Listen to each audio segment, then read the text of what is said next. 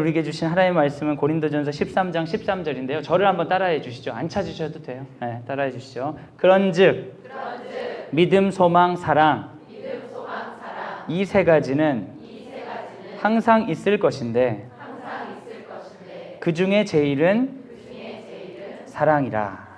아멘. 여러분 톨스토이의 작품 사람은 무엇으로 사는가라는 책을 읽어보셨어요? 그 이야기가 그 구두 수성공 시몬이라는 사람의 이야기죠.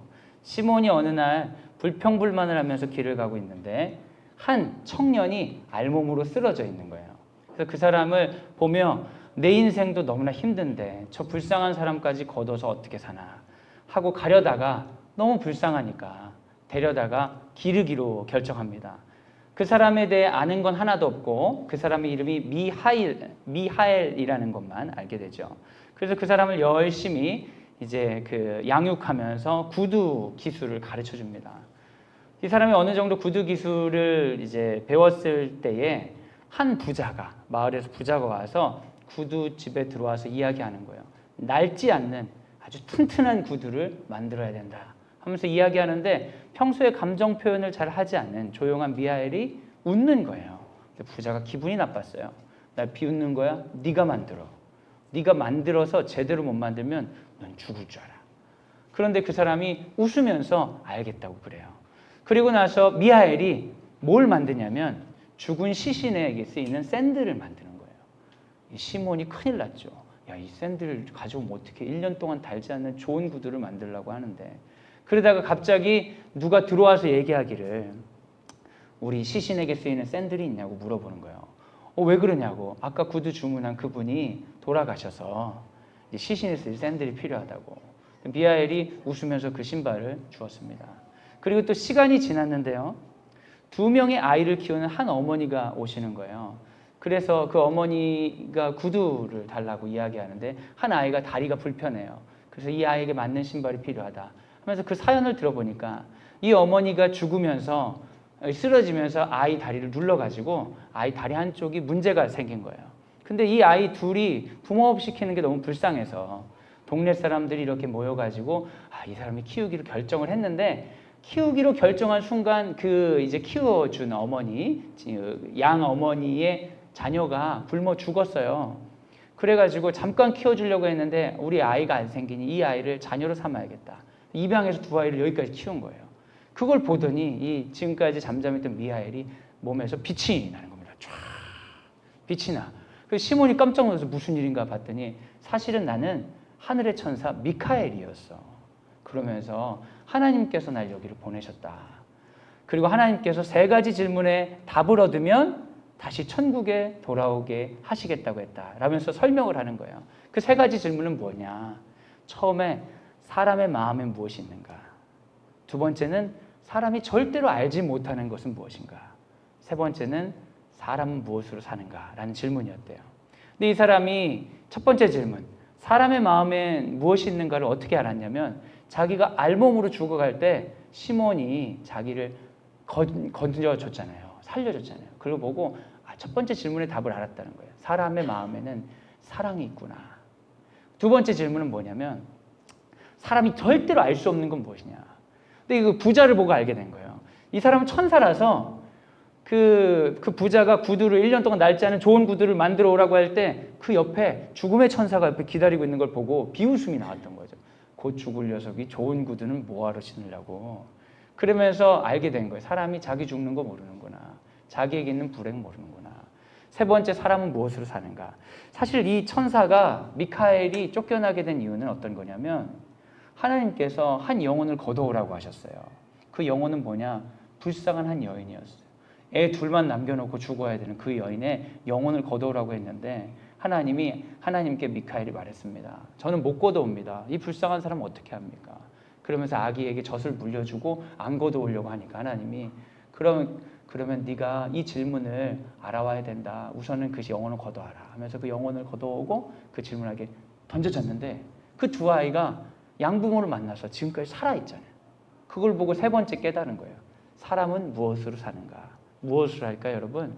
바로 사랑으로 산다는 것을 알게 된 거죠.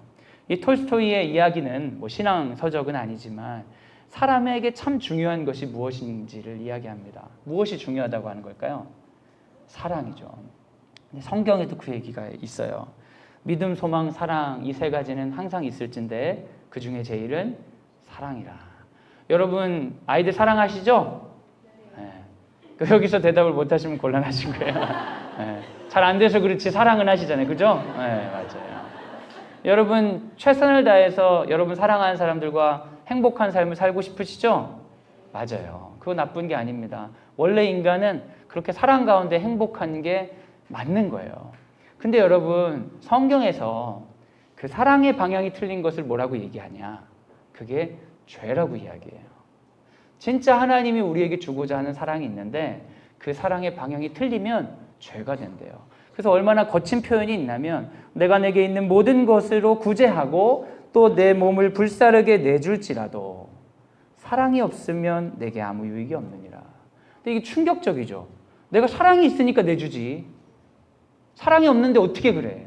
여러분 자녀들을 위해서 불사르게 몸이 하얗게 되도록 열심히 내주었는데 하나님이 사랑이 없으면 아무것도 아니다. 이렇게 얘기할 수도 있을까요?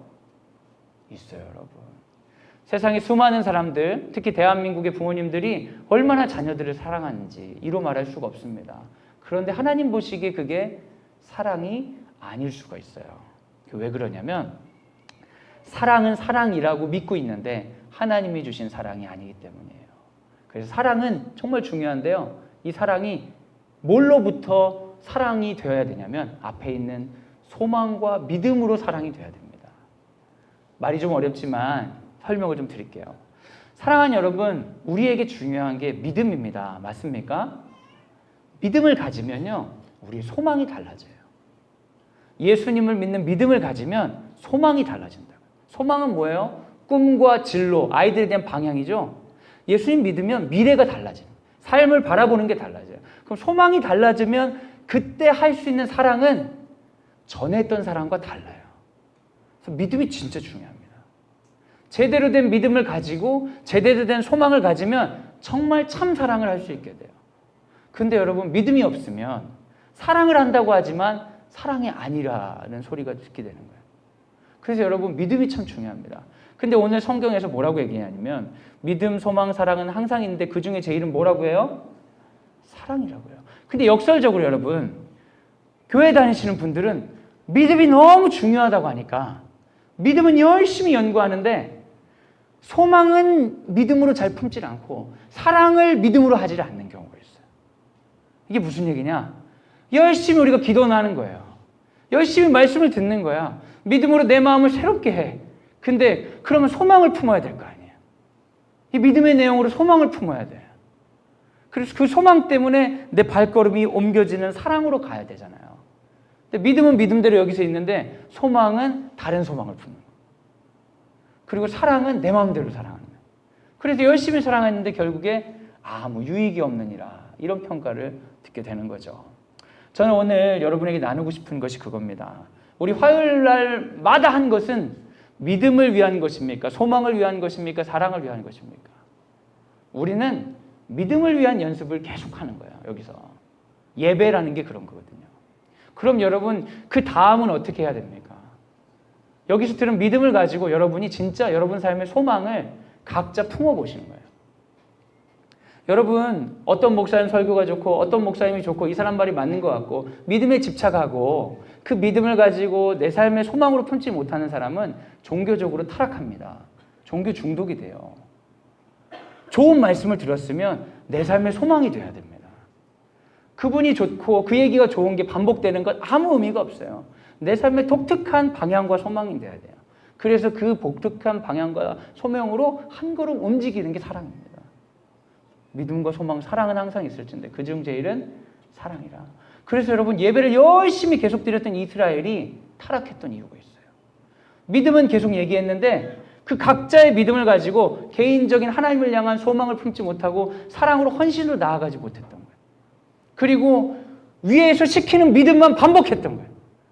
이렇게 해야 돼. 아, 그거군요. 그것만 계속 따라했던 거예요. 그리고 그 나머지는 저 마음대로 해도 되죠. 하면서 자기 소망을 따로 품는 거예요. 여러분, 종교 안에 그런 역사들이 엄청 많습니다. 종교적 규칙과 계율을 지켰기 때문에 나의 진짜 삶의 소망, 내가 정말 사랑하는 것들은 내 마음대로 두게 놔두세요. 그래서 여러분, 종교와 일상이 분리되는 일들이 참 흔하게 일어나죠. 그리고 종교도 종교를 유지하기 위해서 종교와 일상의 분리를 허용해 주는 경우가 참 많았습니다. 이거 하셨으면 나머지는 알아서 해도 됩니다. 그러다 보니 여러분, 살아있는 소망이 없는 거예요. 종교는 종교 영역에 머무는 것이고 삶의 소망은 다르게 쓰는 거죠. 그러니까 주체성이 없어요. 시키는 대로 했으니까 건들지 마세요. 노예들은 되는데 살아있는 주의 제자가 되지 못하는 경우가 참으로 많습니다.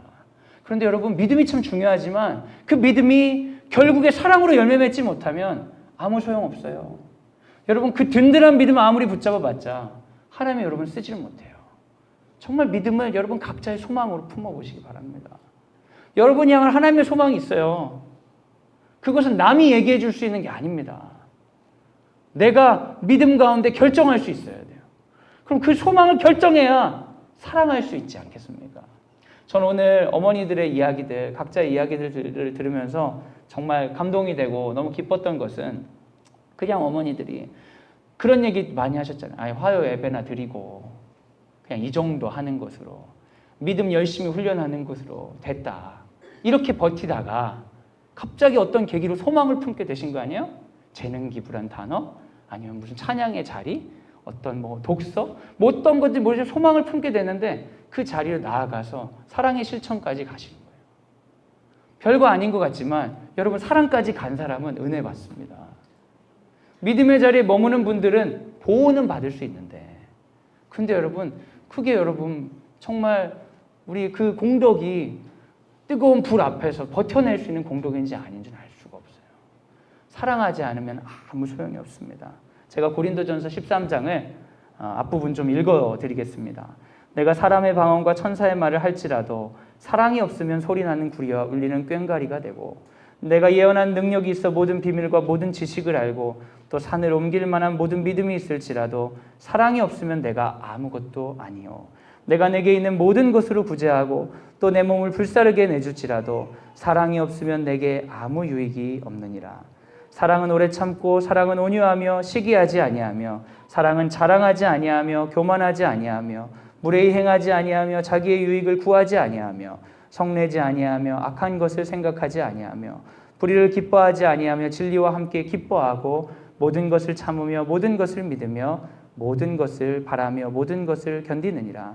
사랑은 언제까지나 떨어지지 아니하되 예언도 패하고 방언도 그치고 지식도 패하리라. 우리는 부분적으로 알고 부분적으로 예언하니 온전한 것이 올 때에 부분적으로 하던 것이 패하리라. 내가 어렸을 때에 말하는 것이 어린아이와 같고 깨닫는 것이 어린아이와 같고 생각하는 것이 어린아이와 같다가 장성한 사람이 되어서는 어린아이의 일을 버렸노라. 우리가 지금은 거울로 보는 것 같이 희미하나 그때에는 얼굴과 얼굴을 대하여 볼 것이요. 지금은 내가 부분적으로 아나 그때에는 주께서 나를 아신 것 같이 내가 온전히 알리라. 그런즉 믿음, 소망, 사랑 이 세 가지는 항상 있을 것인데 그 중에 제일은 사랑이라. 사랑하는 여러분, 우리가 아무리 믿음이 좋다 한들 부분적입니다. 우리가 아무리 대단한 일을 한들 부분적입니다. 그것들을 가지고 내가 이걸 소유하고 있으니까, 내가 이 공동체에 속해 있으니까 뭔가에 기대어서 살려고 하지 마시기 바랍니다. 그건 부분적입니다. 여러분, 정말 동참하고 정말 하나님을 만나고 싶으시면 그걸 가지고 소망을 품고요, 걸어가 보시기 바랍니다. 그래서 하나님을 만나세요. 하나님은 사랑이랍니다. 사랑을 해보시기 바랍니다. 그때 만났던 그 하나님을 자녀들에게 전하시기 바랍니다. 그게 기독교 교육입니다. 화요 예배 때 들은 거 아이들에게 얘기하는 게 기독교 교육이 아니라 어디서 들었든 상관없는데 주의 메시지가 나에게 세상 소망이 아닌 다른 하나님 나라 소망을 품게 하고 그 소망 때문에 내가 걸어가면서 만난 그 하나님을 전하는 것이 기독교 교육입니다. 그때 아이들은 알게 됩니다. 아, 하나님이 진짜 있구나. 내가 걸어가야 되는구나. 나도 부모님처럼 그냥 교회 다니고 뭐하고 이거 했으니까 됐어가 아니라 그 메시지가 내 삶의 소망이 되고 그 소망이 내 삶의 걸음이 되어서 누군가에게 사랑으로 열매 맺히는 것. 거기까지 가는 거구나. 그렇지 않으면 소용없는 거구나. 그렇게 알게 하는 것이 기독교 교육입니다. 사랑하는 여러분, 우리 화요 기도 모임을 마칩니다. 아쉬우세요? 좋으세요? 저는 좋기도 하고 아쉽기도 해요. 좋은 마음이 좀 더 큰 것 같아요. 우리가 이렇게 예배드리고 같이 즐겁게 때로는 눈물을 흘리며 하는 것 너무 좋은 일이죠. 저는 설교 전하면서 저도 참 많이 격려도 느끼고 저도 많이 깨닫기도 해요. 좋은 자리예요. 그런데 여러분 여기서 돌아가서 소망을 품고 사랑으로 살아가기가 쉽지 않을 때가 한두 번이 아니에요. 그래서 돌아보면 제가 그 설교한 게 부끄러울 때가 한두 번이 아니고 제가 설교를 하면서 제 스스로 제 영혼을 질책하게 될 때가 있어요. 야, 너 이 설교해도 되냐? 왜냐하면 그게 나에게 소망이 되고 사랑이 되도록 그렇게 치열하게 살다가 많이 실패하기 때문입니다. 그런데 여러분, 이 자리는 방향을 정하는 자리에 불과해요. 방향을 열심히 정해서 사랑하라고. 여기서 은혜 받고 가서 소망은 딴 걸로 품어가지고 애를 봤더니 그냥 너 왜 내 소망에 이렇게 마음에 안 들게 사니? 너 언제까지 그렇게 살 거야? 엄마가 사랑해서 그래. 아빠가 사랑해서 그래. 그러면서 내 소망을 강요하면서 이렇게 가야지 예수님 잘 믿는 거라고. 여러분 그런 식으로 아이들을 기르시진 않으셨습니까? 오늘 도전되는 수많은 간증들과 말씀을 통해 한 학기를 맞이하면서 제가 여러분 방학을 맞이해서 파송식을 하는 겁니다. 여러분 여전히 여러분의 믿음의 자리 있으시죠? 주일날 예배도 드리시고 교제도 하고 하실 겁니다. 그런데 학부모들을 위한 기도 모임은 잠깐 방학을 맞이하게 돼요. 그럼 어떡하지? 그럼 학부모 기도 모임 없을 때는 아이들 믿음 생활, 아이들을 향한 믿음이나 양육 어떡하지? 여러분 상관없어요. 여러분 엄청 많이 들으셨고요. 못 살아서 그렇지 들은 건 엄청 많아요. 이 정도면 평생 살아도 남을 만큼 들었어요. 더 들을 필요가 없어요. 계속 또 들려주시 하지 마시고 그 중에 하나라도 잡아서 소망을 품어보세요. 그래, 이번 방학에는 우리 아이랑 하나님 기뻐하신 이런 사랑 한번 해보자. 이번 방학에는 이런 거 해보자면 소망을 품어보세요. 그래서 막상 소망 품을 때 가보세요. 엉망진창이 되더라도 그곳에서 기도하면서 하나님을 만나세요. 그 사랑을 경험하세요. 근데 여러분 방학 때 그렇게 지지고 볶고 하고 나면 끝날 때 얼마나 우정이 좋아지는지 의리가 생기잖아요. 우리가 지지고 볶고 안 하려고 다 피하시면 사랑이 없어서 의리가 안 생겨요. 그 나중에 애가 커가지고 떠날 때 미안하지가 않아요. 근데 지지고 볶고 했던 사람한테는 미안해서 잘 못 떠나는 거예요. 얼마나 고생한지를 아니까. 이번 방학이 얼마 남지 않았습니다. 방학이 시작돼서 시험이 닥칠 때마다 그런즉 믿음, 소망, 사랑 이 세 가지는 항상 있을 것인데 그 중에 제일은 사랑이라. 이제 마음에 묵상하시면서 그래 교회에서 은혜 받고 왔지. 맞아. 그래 내가 애를 향해 이런 마음이 있었지. 맞아. 그러니까 사랑해야 돼. 믿음, 소망, 사랑은 항상 있을진데 그 제일은 사랑이라. 계속 이렇게 하시다 보면 방학이 끝날 때 어느새 하나님 우리 사랑하는 거 쉽지 않았구나. 아들 예수 보내는 게 장난이 아니었구나. 정말 마음이 아팠구나. 날 정말 사랑하셨구나. 여러분 은혜 받게 되실 겁니다. 방학 끝나고 은혜 받았다고 간증하시게 되기를 예수님의 이름으로 소원합니다. 마무리하는 기도를 하고 마치도록 하겠습니다. 제가 기도하겠습니다. 하나님 감사합니다. 광성 드림학교를 보내주시고 예배의 자리를 허락해 주셔서 우리의 믿음을 견고하게 해주시고 새롭게 하여 주시고 때로는 기쁨으로 때로는 눈물로 우리를 인도해 주셔서 감사합니다. 말씀을 들으면서 믿음이 커지고 여러 가지 소망을 품을 때가 있었습니다. 그 소망이 나를 인도해 사랑의 자리까지 간 적도 있고 어떨 때는 믿음이 생기지도 않고 어쩔 때는 소망이 흐려지고 세상 사람들의 말로 다른 소망이 생겨 다른 사랑을 해보려고 애쓴 적도 있었습니다. 이 과정들 하나님 좌충우돌하는 이 과정 가운데서도 하나님이 이 믿음의 자리를 지켜주셔서 하나님 그 방향에서 벗어날 수 없도록 붙잡아 주신 것 감사합니다.